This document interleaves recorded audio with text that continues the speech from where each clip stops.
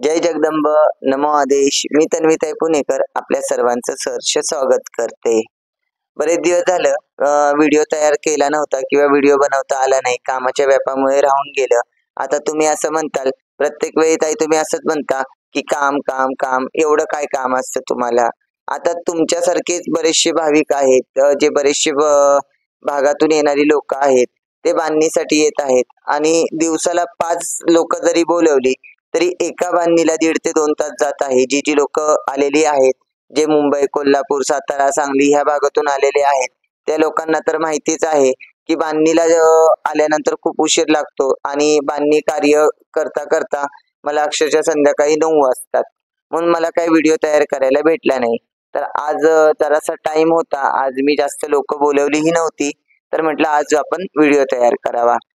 तर बांधणी बरेचशी लोकं आत्तापर्यंत माझ्याकडून बरीचशी लोकं आली. प्रत्येक कार्यासाठी म्हणजे प्रत्येक त्यांच्या ज्या गोष्टी असतील त्या गोष्टींसाठी बांधणी घेऊन गेलेले आहेत. बरेचशी लोकांनी बांधणी नेलेली आहे.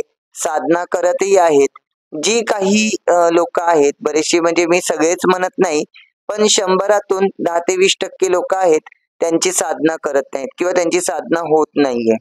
अशांना मला कळकळीची विनंती आहे, की जर तुम्ही बांधणी केलेली आहे, तुम्ही एवढ्या लांब येऊन तुमचा दिवस वायाला घालवलेला आहे. तुमचा दिवस तुम्ही माझ्यापाशी दिलेला आहे. तुमचं जे काही कोणतंही काम, व्यापार तुम्ही त्या दिवसाचा आखाडा करून तुम्ही माझ्या इथे बांधणीसाठी आलेला आहात. तर तुमच्या दिवसाचा, वेळेचा, तुमच्या गेलेल्या पैशाचा तुमचा सदुपयोग व्हावा, ह्याच्यासाठी तुम्ही जी काही साधना दिलेली आहे, ती तुम्ही योग्य पद्धतीने करा. ती साधना तुमची योग्य होऊन द्या. जर तुमची साधना व्यवस्थित झाली, तुम्ही साधना जर व्यवस्थित ठेवली, तर तुमच्या बऱ्याचशा गोष्टीवर मार्गही निघतील. त्याचबरोबर बरेचशे लोकांना बांधणी दिल्यानंतर बऱ्याचशा लोकांना काही अनुभवही चांगले आलेले आहेत. काही लोकांच्या घरामध्ये खूप सारी निगेटिव्हिटी आहे. काही लोकांना पितृदोष, काही लोकांना वास्तुदोष असे बरेचसे आहेत. त्या लोकांना त्याचा थोडासा त्रासही जाणवत आहे. त्यातूनही मार्ग आपण त्यांना देत आहोत किंवा देणारही आहोत. काही लोकांना मला बऱ्याचशा लोकांना मार्ग देण्यासाठी राहिलेले आहेत. कामामुळे मला राहून गेलेले आहेत. रोज त्यांचे मेसेज, कॉल वगैरे काय असतील माझ्या मुलांना येत आहेत. त्यांनीही मला सांगितलेलं आहे. तर ह्या येत्या अमावास्येनंतर म्हणजे पौष उसाचा हा महिना संपला. पौष महिना संपल्यानंतर माघ महिन्यामध्ये त्यांच्या कार्याकडेही आपण लक्ष देणार आहोत. तर त्यांना जर कोणत्या गोष्टीचा त्रास होत असेल, तर त्यांनी फक्त त्यांची साधना व्यवस्थित चालू ठेवावी. त्यांची साधना त्यांनी व्यवस्थित ठेवून पुढचं जे काही त्यांचं कार्य आहे ते त्यांनी चालू ठेवावं, ही त्यांना मी विनंती करते. त्याचबरोबर सांगण्याची मुद्दा हा, की जर तुम्ही माझ्या इथे बांधणी करत आहात, तर तुम्हाला साधना 40 दिवस करणं खूप म्हणजे खूप गरजेचं आहे. मागच्या व्हिडिओमध्ये मी जसं सांगितलं, जी काही तुम्ही बांधणी करत आहात, त्या बांधणीनंतर तुम्ही साधना करणं गरजेचं आहे. तर त्याच प्रकारे जर तुमची साधना व्यवस्थित नसेल, साधना तुम्ही अक्षी करायची म्हणून जर करत असताल, तर त्यात अर्थ नाही. तुमच्या कार्यासाठी दिलेल्या साधना आहेत. तुमचे विशिष्ट कार्य पूर्ण व्हावेत म्हणून दिलेल्या ज्या साधना आहेत, त्या तुम्ही व्यवस्थितरित्या कराव्यात. त्या तुम्ही व्यवस्थित पार पाडाव्यात. तुमच्या कोणत्याही गोष्टीला गती देण्यासाठी मी आहे. माझे व्हायब्रेशन देण्यासाठी मी इथे आहे. तुम्ही तुमची 40 दिवसाची साधना पूर्ण करा किंवा साधनेमध्ये काही अडथळे निर्माण येत असतील, तर मी तुम्हाला नंबरही दिलेले आहेत. 93 22 16 16 99 हा नंबर दिलेला आहे. या नंबरवरती कॉल करा किंवा व्हॉट्सअप करा. याच्यावरती तुमच्या काही प्रॉब्लेम्स असतील तुम्ही व्हॉट्सअपला लिहून पाठवा. जर आमचे कॉल रिसीव्ह झाले नाहीत, तर तुम्हाला कुठे जर काही अडथळा निर्माण येत असेल, तिथं तुम्ही मला मेसेजद्वारे लिहून ठेवा. म्हणजे आम्हाला जसा टाइम भेटेल तसा आम्ही तुम्हाला त्याच्यावरती रिप्लाय देऊ. त्याचबरोबर आता दुसरा मुद्दा सांगायचा म्हणजे, आपण मागच्या व्हिडिओमध्ये सांगितलं होतं बांधणी, त्याच्यानंतर सांगितलं होतं आपण यंत्र. आता यंत्रांविषयी आता आपण थोडीशी माहिती घेणार आहोत. आता हे यंत्राचं कार्य काय, नेमकं यंत्र काय आहे, यंत्राविषयी माहिती मी थोडीफार तुम्हाला देणार आहे. तर बऱ्याचशा गोष्टी ज्या आहेत, बरेचसे यंत्र आपण पाहतो, बरेचसे यंत्र आपण आणतो. डायरेक्ट आपण बाजारातून विकत आणतो आणि ते आपल्या देवघरामध्ये ठेवतो किंवा आपल्या कार्यासाठी ठेवतो. पण यंत्रालाही सिद्ध करावं लागतं, यंत्रालाही त्याला जागृत करावं लागतं, मग यंत्र काम करतो. उदाहरणार्थ, एखादी जर आपण बाजारातून भाजी घेऊन आलो, तर भाजी आणल्यानंतर तिला आपण स्वच्छ धुतो. तिला मीठ मसाल्याची फोडणी देतो. त्याचप्रकारे तिला चव यावी म्हणून आपण काही ॲडिशनल गोष्टी त्यात टाकत असतो. उदाहरणार्थ त्याच्यामध्ये आपण स्वाद मसाला टाकू, त्याच्यामध्ये आपण कलर मसाला टाकू. अशा प्रकारे भाजीला चांगली चव देतो किंवा त्याला रंग देतो. त्याच प्रकारे ह्याचं यंत्राचंही काम आहे. आता तुम्ही म्हणताल यंत्र दाखवताय आणि तुम्ही आम्हाला काय आता कुकिंगची माहिती देणार आहात का? तर तसं नाही. भाजीपाल्याची माहिती नाही देते, पण मी यंत्राचंच उदाहरण देत आहे. त्याच प्रकारे यंत्र आहे. जर आपण डायरेक्ट आणलं आणि डायरेक्ट ठेवलं, तर शेवटी ते काहीच काम करणार नाहीये. एखाद्या गोष्टीला जागृती करावं लागतं. आता नुसता हा बाजारातून आणला तर हा नुसता पत्रा आहे, त्याच्यावरती कोरीव काम आहे, नक्षीकाम आहे, तेच फक्त तुम्हाला दिसेल. पण त्याच्यामध्ये कुठल्या गोष्टींनाही मंत्र आहेत. आता हे माझ्याकडे मंगळ यंत्र आहे. बरेचसे जण म्हणतात, "ताई आम्हाला मंगळ मंगळ आहे, आमच्या राशीला मंगळ आहे, आमचं लग्न होत नाहीये, आमचे कार्य जे काही शुभ कार्य आहे ते आमच्याकडून होत नाहीये." तर लग्न होत नाही, विवाह होत नाही, एखादं स्थळ आलं की ते तुम्हाला एकदम तुमच्या जवळपास येतं आणि अचानक ते मोडतं. असे बरेचसे कार्य होत आहेत. त्याच्यावर तर मी तुम्हाला तर बांधणी देत आहे. पण बांधणीसोबत आपण हे मंगळ यंत्र आहे. मंगळ यंत्राचं ही कार्य आपण करू शकतो. ज्यांना मंगळ असेल, ज्यांच्या ह्याला मंगळ असेल, ह्याच्यासाठी आपण मंगळ यंत्र देतो. मग हे मंगळ यंत्र कसं सिद्ध केलं जातं, काय केलं जातं, हे तुम्ही माझ्या इथे येताल तेव्हा पाहतालच. म्हणजे हे यंत्र तुम्हाला तुमच्या शुभ कार्यासाठी म्हणजे जे काही तुम्हाला मंगळ दोष असेल, मंगळ तुमच्या ह्याला कुंडलीमध्ये मंगळ दाखवत असेल, तुमचा जन्म मंगळवारचा असल्या कारणाने जर तुम्हाला सोमवार, मंगळवार, बुधवार जन्म असल्यामुळे काही ब्राह्मण तुम्हाला सांगतात तुम्हाला मंगळ आहे. काहींना उग्र असतो, काहींना सौम्य असतो. तर मंगळ दोष निवारण्यासाठी हे मंगळ यंत्र आहे. त्याच प्रकारे पाहताल तर विद्या प्राप्ती यंत्र. बऱ्याचशा वेळेस असं होतं की मुलांचे पालक मला कॉल करतात. ताई आमचा लहान मुलगा आहे, ताई आमचा मुलगा 10वीला आहे, ताई आमचा मुलगा 5वीला आहे, 11वी 12वी कॉलेजला आहे किंवा तो कुठल्यातरी फर्स्ट इयर, सेकंड इयरला आहे, इंजिनिअरिंग करतोय, सायन्स करतोय. अशा बऱ्याचशा भागामध्ये मुलं कार्यरत आहेत. पण जे काही अभ्यास करतात, जे काही त्यांची स्टडी करतात, जे काही त्यांचं कार्य करतात, ते कार्य वर्षभर करतात आणि अगदी शेवटच्या वेळेस ते विसरून जातात. मग त्यावेळेस त्यांचं असं होतं की एक्झाम टायमिंगमध्ये त्यांना काही गोष्टी लक्षात राहत नाहीत, आठवणीत राहत नाहीत. आता अभ्यास केलेला काय डोक्यात राहत नाही.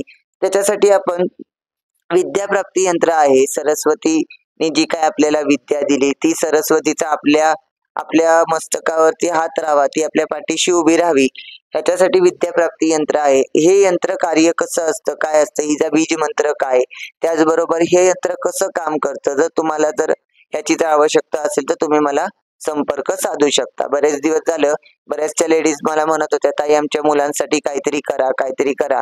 बांधणी कार्यातून आपण सर्वस्व करतो. बांधणीतून तुमची सर्व कामं मार्गी लागतात.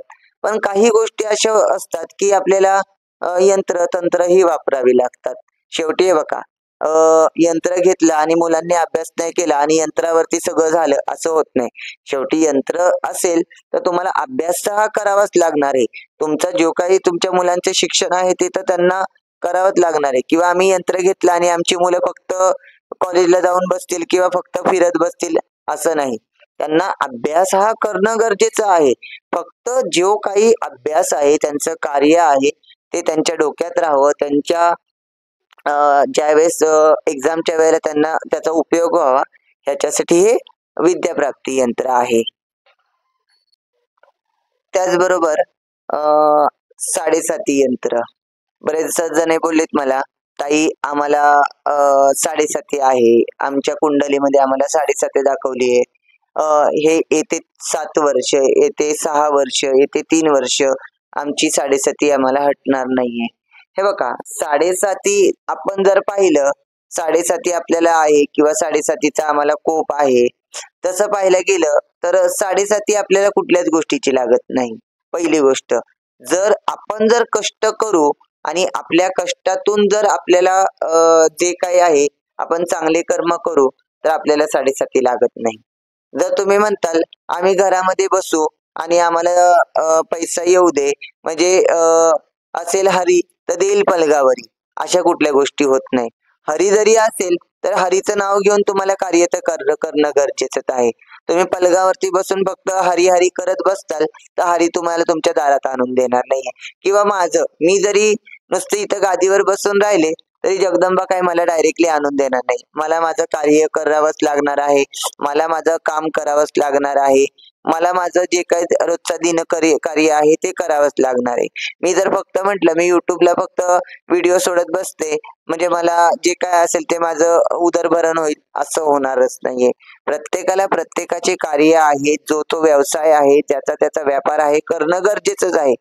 पण ह्या व्यापारातून काही तुम्हाला होणारे तोटे किंवा तुम्हाला कुठे होणारा नफा, फायदा जे काय आहे त्यातून तुम्हाला व्यवस्थित जो काही कार्य चालावं, तुमचं जे काही मागे लागलेली जी साडेसाती आहे ती कमी व्हावी, ह्याच्यासाठी आपण हे साडेसाती यंत्र आहे, हे कार्य आहे.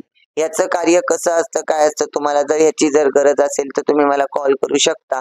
ह्यातून मी तुम्हाला योग्य तो मार्ग आणि यंत्र तुम्हाला कसं भेटेल, काय भेटेल हे तुम्हाला सांगण्यात येईल. त्याचबरोबर आपण पाहिलं तर दुसरे माझे 2 यंत्र. असे बरेचसे यंत्र आहेत. यंत्रांना कमी नाहीये. आपल्या कलियुगामध्ये यंत्र बरेचसे आहेत. पण सर्वच यंत्र-तंत्र काम करतात असं नाही. काही यंत्र-तंत्र आपल्या भगवंताने, महादेवाने क्लुप्तही करून ठेवलेले आहेत. पण काहीशी अशी यंत्र आहेत, ते फक्त आपल्या समाजासाठी उपयुक्त आहेत. बाकी जर काही म्हणताल तर नाही. तर दुसरं यंत्र आहे शनी यंत्र. बऱ्याचशा जणांचा फोन येतो, ताई आम्हाला शनी दोष आहे, आमच्या कुंडलीमध्ये शनी आहे, तर आम्हाला या शनीचा त्रास आहे. मुळात म्हणजे शनी ही देव आहेत, शनी ही मारुती किंवा शनी ही देव आहेत. शनी कधीच कोणावरती कोपत नाहीत. शेवटी भगवंत कधीच कोणाचं वाईट करत नाहीत. पहिला मुद्दा. बरेचसे लोक म्हणतात आम्हाला शनीचा त्रास आहे. का? शनीचा त्रास का होईल तुम्हाला? शेवटी तुम्ही त्याच्या पुढे नतमस्तक होता, त्या भगवंताला तुम्ही शरण जाता. भगवंत कधीच तुम्हाला त्रास देत नाही. उदाहरणार्थ बरेचशी लोक येतात आणि मला म्हणतात, आम्हाला काळूबाईचा त्रास आहे.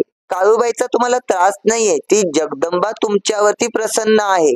म्हणून ती तुम्हाला तुमच्याकडे येण्या अगोदर थोडीशी संकट देत आहे. म्हणून तुम्ही तिला त्रास असं म्हणता, हे चुकीचं आहे.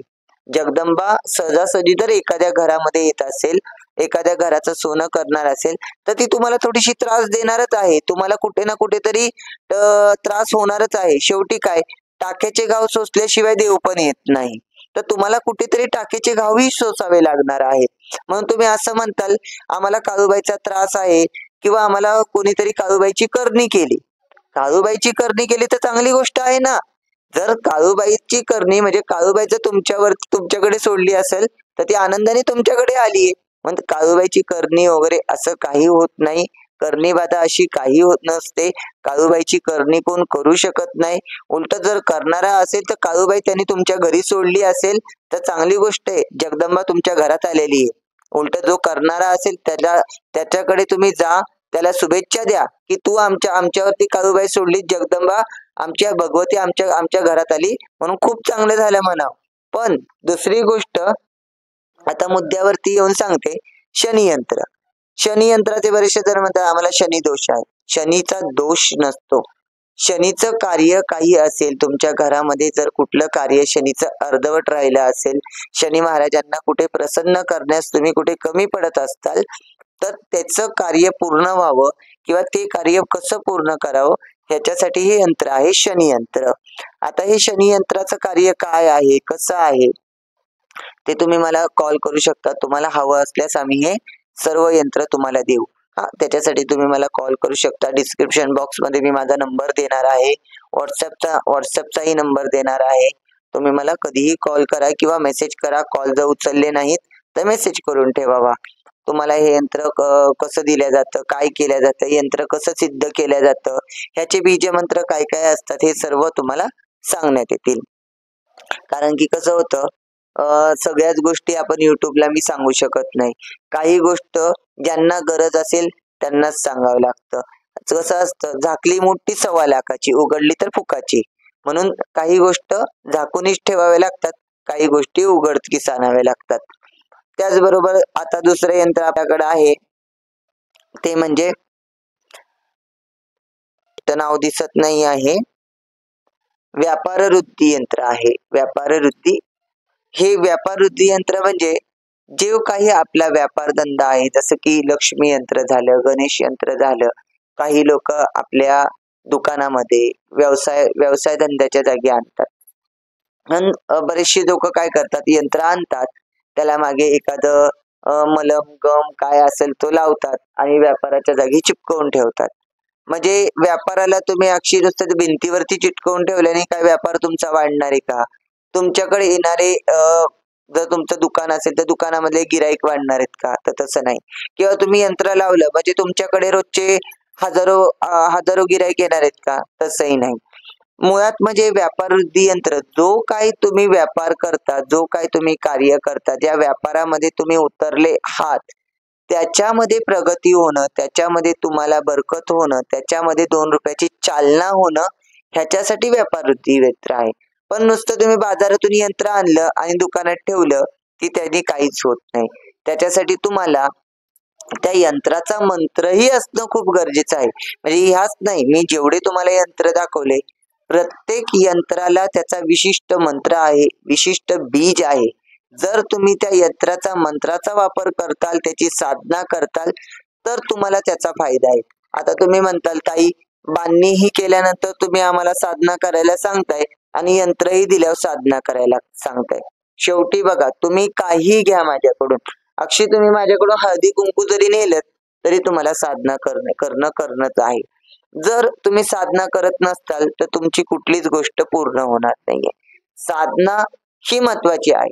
मी जी साधना केली ही माझे गुरु मुकुंद आंधळे सर यांनी मला साधना दिल्या. ह्यांनी माझ्याकडून साधना करून घेतल्या. मी स्वतः माझ्या गुरुकडे साधनेसाठी गेले. आता बरेचसे जण मला फोन करतात, ताई तुम्ही आंधळे सरांसारखे म्हणजे माझे मुकुंद आंधळे सरांसारखे शिबिर घेता का? नाही. जे गुरु कार्य करतात ते मी करू शकत नाही.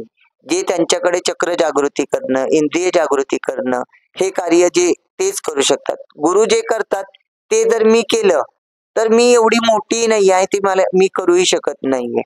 कारण की गुरुच्या मार्गदर्शनाखाली मी कार्य करत आहे. आज मी साधना केली आणि मी इथून पुढे करतच आहे. असं नाही की माझ्या साधना झाल्या. माझ्याही साधना चालूच आहे. ज्या साधना मी करते त्याच प्रकारे काही वेगळ्या मंत्रांच्या साधना मी तुम्हाला देत आहे. तुम्ही ज्या जशा साधना करता तशा मलाही साधनाच कराव्या लागतात. मीही साधनाच करते. मी मागे करत होते, आजही करत आहे आणि इथून पुढेही करणारच आहे. पण साधना करणं गरजेचं आहे. जर तुमची साधना व्यवस्थित असेल, साधना जर तुम्ही व्यवस्थित करत असताल तर तुम्हाला सगळ्या गोष्टीचा मार्ग निघणार आहे. आता बरेचसे लोक म्हणतात सरांसारखे तुम्ही शिबिर घेताल का? तर मी तसं करू शकत नाही आणि ते मला जमणारही नाही. जे गुरूंना जमतं ते जर मला जमत असतं तर मी आज त्यांची शिष्य असते का? नाही. कारण की आज ते माझे गुरु आहेत. त्यांनी आज मला कुठेतरी उभं केलं. त्यांच्या साधनेद्वारे मी आज इथे आहे, ह्या पदाला बसलेले आहे. त्यांच्यामुळे मी पूर्ण उभी आहे.